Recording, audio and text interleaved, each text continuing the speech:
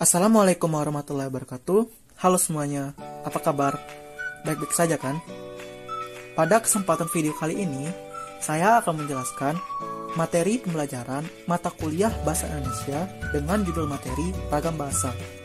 Namun, sebelum masuk ke inti bahasan materinya, izinkan saya memperkenalkan diri terlebih dahulu. Perkenalkan, nama saya Alif Arya Anugrah, NPM B1A021103 dari kelas C, program studi ilmu hukum dengan dosen pengampu Pak Wisman MPD. So, stay tune, tonton video sampai habis, biar kalian bisa dapetin keseluruhan insight-nya. Masuk ke inti bahasan materinya, yakni mengenai ragam bahasa. Dalam video kali ini, saya membahasnya dalam lingkup atau cakupan bahasan materi yang meliputi beberapa poin, yakni 3 poin, yaitu 1. Pengertian ragam bahasa secara umum dan pengertian menurut perspektif para ahli. 2. Jenis atau komponen ragam bahasa. Dan yang ketiga, penyebab timbul atau lahirnya berbagai macam ragam bahasa. Masuk ke lingkup atau cakupan materi poin 1, yakni pengertian ragam bahasa. Ragam bahasa adalah bentuk bahasa yang bervariasi menurut konteks pemakaian, topik yang dibicarakan, hubungan antar pembicara, dan medium pembicaraan. Atau dengan kata lain, ragam bahasa adalah variasi penggunaan bahasa berdasarkan konteks situasi dan kondisi, serta tujuan berbahasa itu sendiri. Kemudian, bagaimana pengertian ragam bahasa menurut perspektif atau pemikiran para ahli? Pengertian ragam bahasa menurut perspektif para ahli adalah sebagai berikut. Yang pertama, Bachman. Menurutnya, ragam bahasa adalah variasi bahasa menurut pemakaian yang berbeda-beda, menurut topik yang dibicarakan, menurut hubungan pembicara, kawan bicara, orang yang dibicarakan, dan medium pembicara.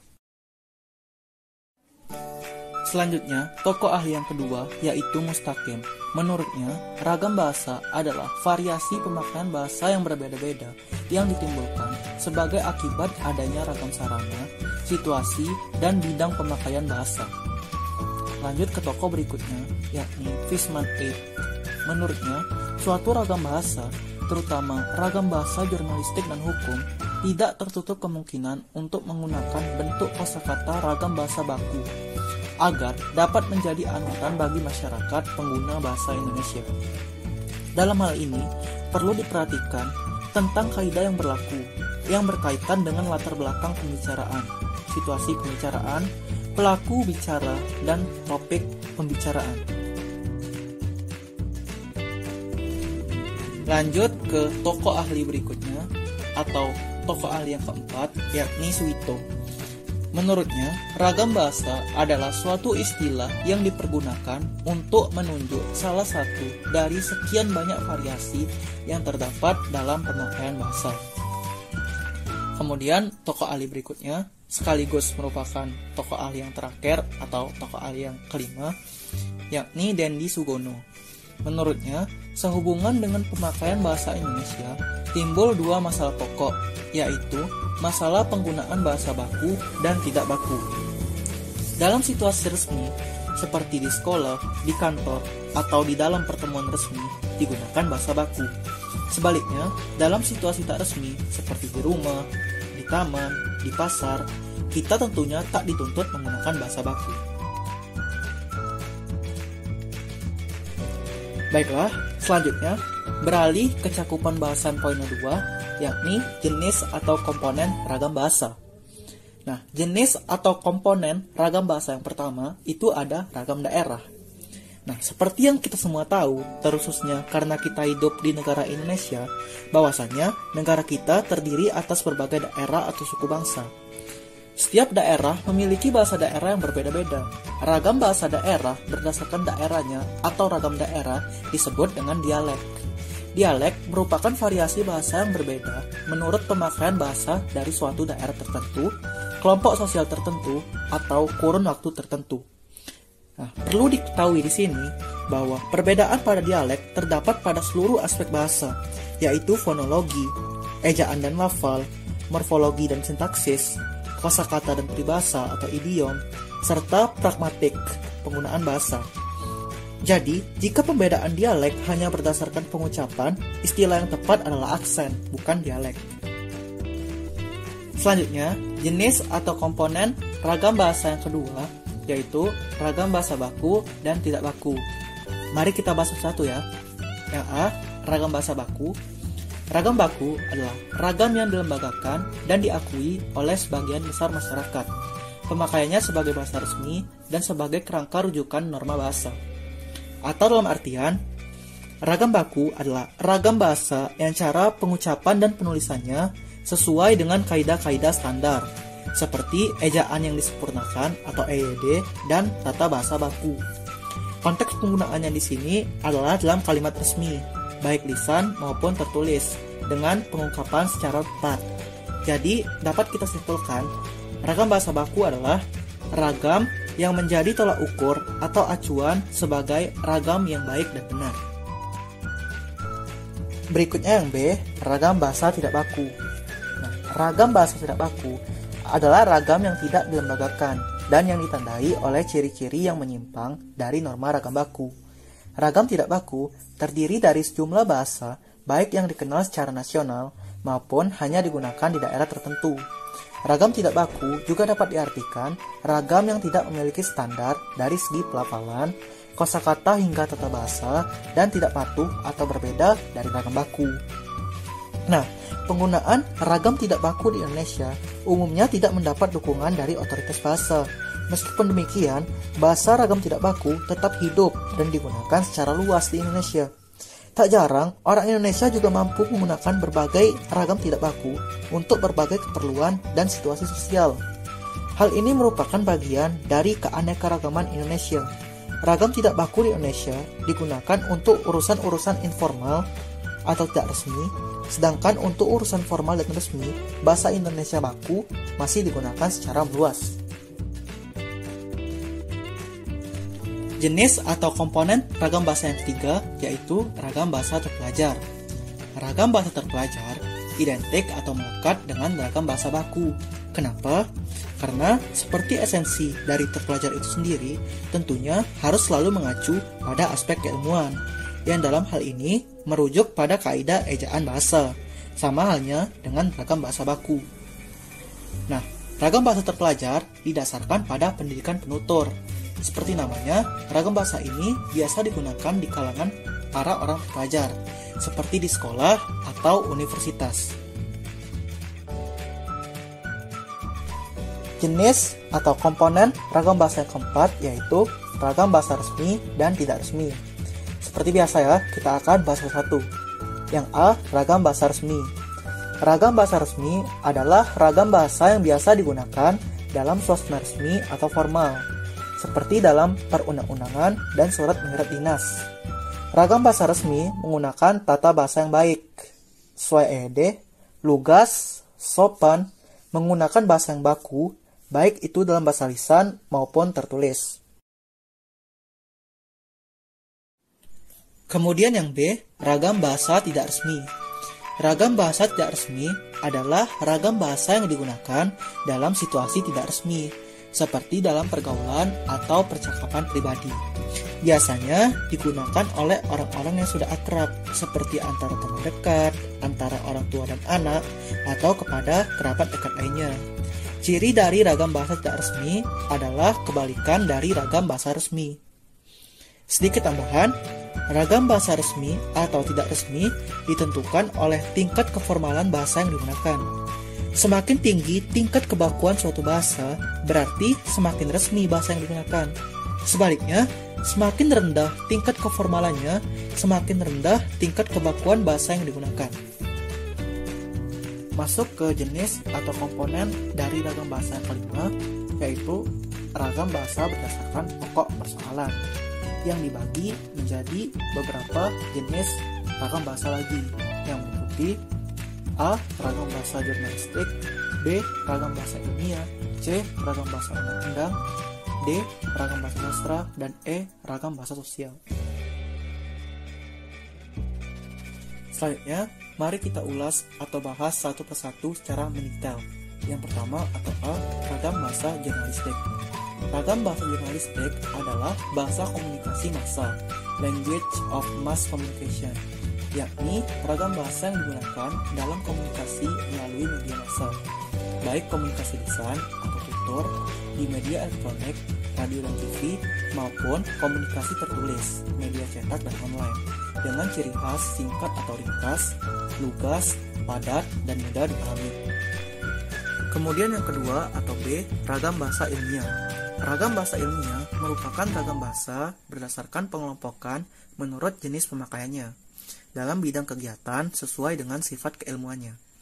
Ragam bahasa ilmiah adalah salah satu ragam bahasa Indonesia yang digunakan dalam pertemuan dan penulisan karya ilmiah. Selanjutnya yang ketiga atau C, ragam bahasa undang-undang.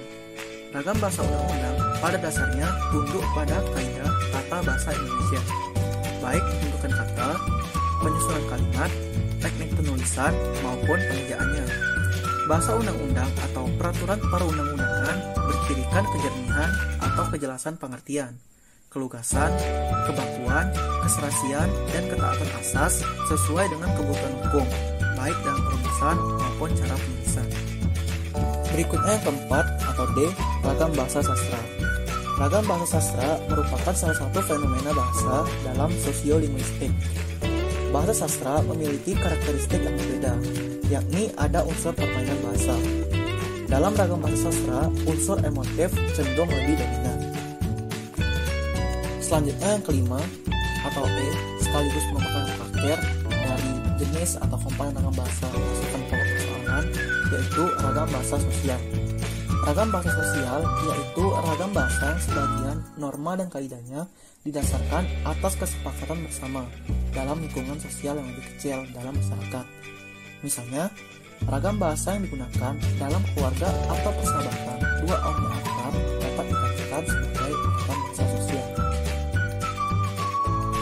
Selanjutnya, jenis atau komponen dari ragam bahasa yang keenam yaitu ragam bahasa lisan dan tulisan. Kita bahas satu. Dari yang pertama, A, ragam bahasa lisan. Ragam bahasa lisan adalah bahasa yang dihasilkan oleh alat ucap, organ of speech, dengan fenom sebagai unsur dasar. Dalam ragam bahasa lisan, kita berurusan dengan tata bahasa, kosakata, dan lafaz.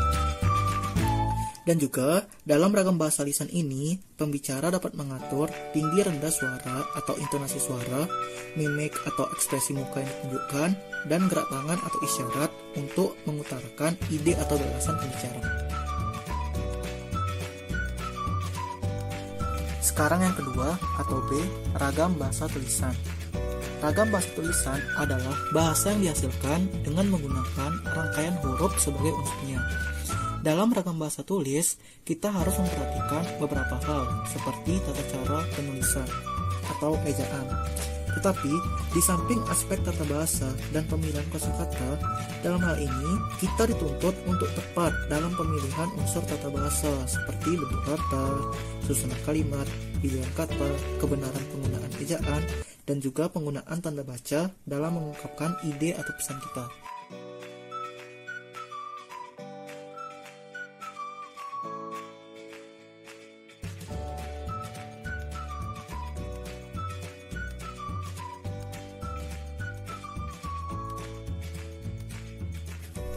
Sekarang beralih ke lingkup bahasan poin 3 atau lingkup bahasan terakhir dari materi yang saya sampaikan pada video kali ini, yakni penyebab timbul atau lahirnya berbagai macam ragam bahasa. Nah, ada beberapa faktor yang melandasi atau menyebabkan terjadinya variasi bahasa, yakni meliputi faktor-faktor sebagai berikut. A. Faktor budaya, B. Faktor waktu atau situasi berbahasa, C. Faktor perkembangan ilmu pengetahuan, D. Faktor status sosial tertentu, dan yang E. Faktor sejarah. Nah, mari kita ulas atau bahas satu persatu secara mendetail. A. Faktor budaya. Nah, budaya sederhananya dapat dikatakan sebagai semua hasil dari proses interaksi dalam suatu masyarakat. Jadi, bahasa dapat kita katakan sebagai budaya. Nah, tentunya masyarakat di tiap daerah memiliki budayanya masing-masing yang berbeda. Nah, perbedaan budaya atau kultur masyarakat inilah yang mendorong terjadinya variasi atau ragam bahasa itu. Yang B, faktor waktu atau situasi berbahasa. Nah, ragam bahasa terjadi karena faktor situasi berbahasa. Bahasa dapat berubah karena situasi tertentu. Misalnya dalam situasi formal, bahasa yang digunakan akan menjadi bahasa yang formal dan sopan. Berbeda bila bahasa digunakan dalam situasi non-formal, misalnya berbincang dengan teman sebaya atau teman sekelompoknya. Bahasa yang digunakan ialah bahasa sehari-hari. Tetapi memungkinkan juga bahasa yang digunakan ialah bahasa yang hanya dimengerti oleh sekelompok-kelompok tersebut. Kemudian C, faktor perkembangan ilmu pengetahuan. Ragam bahasa terjadi karena faktor perkembangan ilmu pengetahuan. Perkembangan ilmu pengetahuan menyebabkan timbulnya istilah-istilah atau bahasa baru. Dan juga perkembangan ilmu pengetahuan, terutama dalam bidang bahasa, meletakkan standar-standar atau kaidah-kaidah yang menjadi pedoman dalam kualifikasi penggunaan suatu bahasa atau kata tertentu yang benar. Hal inilah yang menjadi cikal bakal dari pembaruan suatu kata menjadi standarisasi penggolongan kata atau bahasa yang baru. Contohnya dalam hal ini adalah bahasa baku. Kemudian yang D, faktor status sosial tertentu. Akan berbeda penggunaan bahasa dari suatu golongan status sosial tertentu dengan yang tidak. Hal inilah yang menyebabkan terjadinya ragam bahasa terpelajar dan tidak terpelajar. Golongan terpelajar tentunya akan menggunakan bahasa yang berpedoman pada penggunaan kaidah bahasa yang benar. Dan pemilihan diksi katanya cenderung menggunakan kata yang tidak mengandung konotasi yang negatif. Berbeda dengan golongan yang tidak terpelajar, yang penggunaan bahasanya seenaknya, atau dalam artian tidak memperhatikan aturan berbahasa yang benar. Dan diksi katanya sangat mencerminkan bahasa yang tidak terpelajar. Kemudian ada E atau terakhir, faktor sejarah. Nah, faktor sejarah juga menjadi penyumbang dari banyaknya ragam bahasa, terutama negara Indonesia yang dulunya sempat dijajah oleh bangsa lain. Bangsa lain itu tentunya membawa bahasanya tersendiri. Kemudian penggunaan bahasa asing tersebut mulai diterapkan dalam kehidupan masyarakat Indonesia, sehingga bahasa masyarakat Indonesia pun banyak tercampur dengan bahasa asing tersebut. Bahkan banyak bahasa yang diadopsi langsung dari bahasa asing, walaupun dengan sedikit perbedaan dalam konteks susunan maupun penggunaan bahasanya. Terima kasih telah menonton video ini sampai akhir. Semoga bermanfaat. Terus semangat belajar ya. Akhir kata, jika hukum bersatu, tak ada yang dapat mengalahkan. Saya akhiri, wabillahi taufiq wal hidayah. Wassalamualaikum warahmatullahi wabarakatuh.